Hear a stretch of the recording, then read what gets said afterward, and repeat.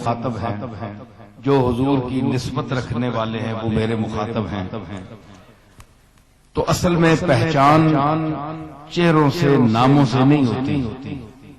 پہچان کی جو وجہ ہے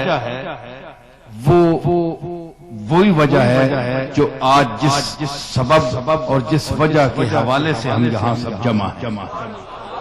وہی ہمارا ایک تعارف ہے اور وہی ہماری پہچان ہے. ہماری اپنی کوئی پہچان نہیں. سمجھ آئی؟ آپ لوگ جس طرح کہتے ہیں کہ ہماری پہچان، ہمارے ملک میں نعرہ لگاتے ہیں پاکستان میں ہماری پہچان پاکستان ہے، لیکن میں کہتا ہوں اور سارے مسلمانوں کو یہ عقیدہ رکھنا چاہیے کہ پاکستان کی پہچان مدینہ شریف ہے. پہچان پاکستان کی کچھ بھی نہیں ہے. ہماری کیا پہچان ہے؟ ہماری پہچان کملی والا ہے. ہماری پہچان مدینہ شریف. جب تک ہمارا تعلق کملی والے سے رہے گا، ہمارے ملک کا تعلق مدینہ شریف سے رہے گا، اس وقت تک پاکستان پاکستان ہے. دیکھو نا، ہندوستان، پاکستان، ستان کا معنی جگہ، رہنے کی جگہ. تو ہندوستان ہندوؤں کے رہنے کی جگہ. تو ہندو تو مشرک ہیں، شرک کرتے ہیں. تو وہ مشرک تو نجس ہوتے ہیں، لیکن اس کو پاک کس نے کیا؟ پاک کو آپ اس کو کیا، کلمے نے کیا. آپ نے کلمہ پڑھا تو آپ پاک ہوئے.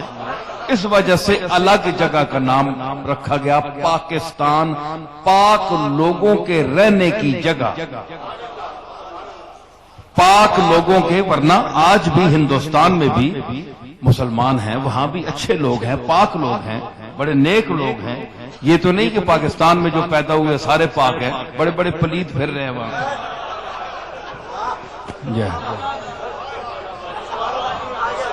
ٹھیک ہے نا جی؟ تو مجموعی جو رنگ رکھا انہوں نے کہ یہ پاکستان ہے. تو پاکستان کیوں پاکستان بنا؟ اس لیے کہ پاک ذات سے تعلق ہوا. پاک ذات سے تعلق ہوا. اور پاکستان کا مطلب کیا؟ الا اللہ، صرف نہیں کہ محمد الرسول اللہ. جی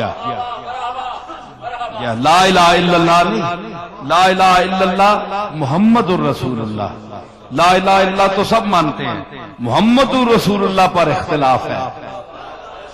یہ جو آج جتنی قومیں مشرک ہیں جن کو ہم دائرہ اسلام سے خارج سمجھتے ہیں، وہ محمد الرسول اللہ کو نہیں مانتے، اس لیے دائرہ اسلام سے خارج ہے. اللہ کو تو سب مانتے ہیں، کسی نہ کسی رنگ سے مانگتے ہیں. کوئی کیا اس کو ایشور کہتا ہے، کوئی گاڈ کہتا ہے.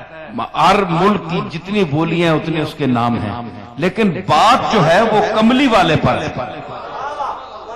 ایمان کا اب جو مدار ہے وہ حضور علیہ الصلوۃ والسلام کی ذات ہے، کہ اس ذات کو جو مانے گا وہ مسلمان ہے. اور اس ذات کے سوا نہ کوئی توحید قبول ہے، کیونکہ توحید بتانے والی یہی ذات ہے. تو ان تمہیدی کلمات کے بعد میں گفتگو شروع کر رہا ہوں. حضور علیہ الصلوۃ والسلام کی آمد شریفہ سے، بعثت مبارکہ سے عالم، اس پورے عالم میں کیا انقلاب آیا، بعثت کے مقاصد کیا ہوتے ہیں، آپ کیوں آئے، آپ کا پیغام کیا تھا،